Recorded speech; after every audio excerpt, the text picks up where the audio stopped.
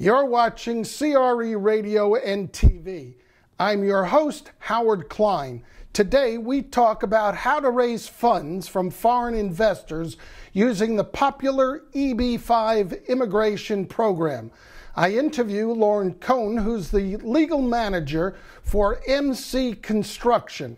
MC Construction is currently developing waterfront property in Tacoma, Washington, and has used the EB-5 program to raise a portion of its capital stack for the development.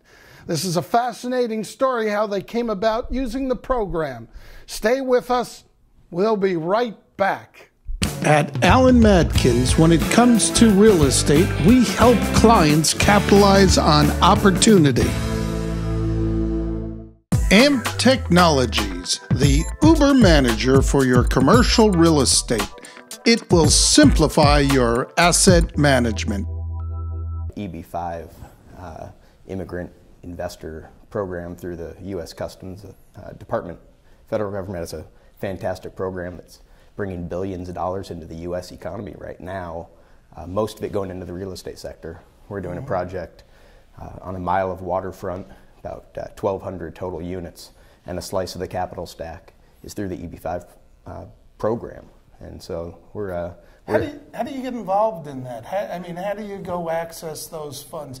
Do you find the investors first, or do you go, okay, we're going to get some of these people?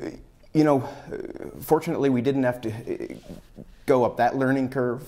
We have a company that really is the lender. They act like the bank. We're the borrower, like a typical developer, where we were approached by the regional center, which is the entity that does the lending, was really happenstance. There's a group that's growing in the Pacific Northwest doing regional centers.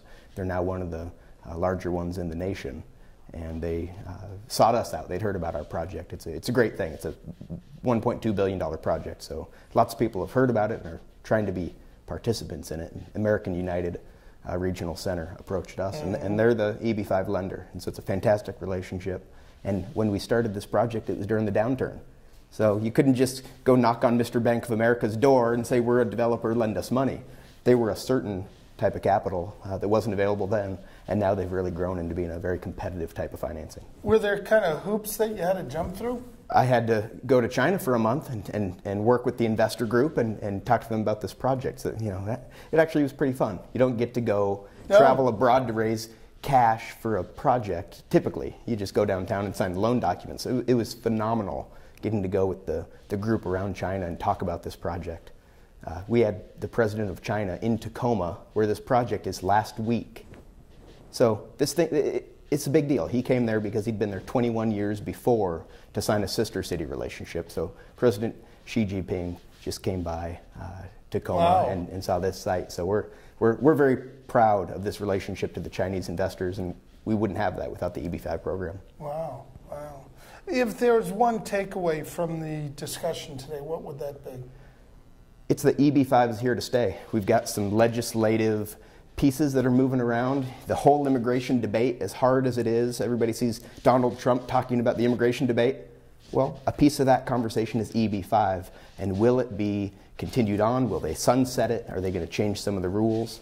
And that was really the heart of the discussion. Where does it go from here? I think it's here to stay. I think it's going to grow. I think they're going to add some regulatory hurdles to make sure fraud, corruption, all the bad things that possibly happen when big dollars are involved are taken out, and only the best projects go through, sort of like Point Ruston. I haven't. Now, I'm somewhat familiar with EB-5. I've done a show on it, but I hadn't heard that there were fraud issues with it. Obviously, there would be people go in and say, yeah, I'm going to, with some of there are some requirements, and you need to create jobs. That's the key thing, is the creation of jobs. Yeah, you create 10 jobs for every investor. That's the goal. So you really have to figure out, how do you leverage that $1 million or that $500,000 investment to create 10 jobs? That's a hard lever to hit, by the way. So this is really only coming in for a portion of the capital.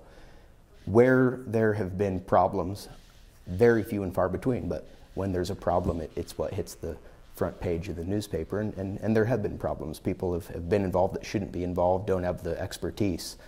So we like to tell the story that The reason you hear about those is because of the strength of the United States government. The SEC is there to protect investors. The federal government does their investigation, and the federal court system is strong enough to tell $1 billion fund to return that money.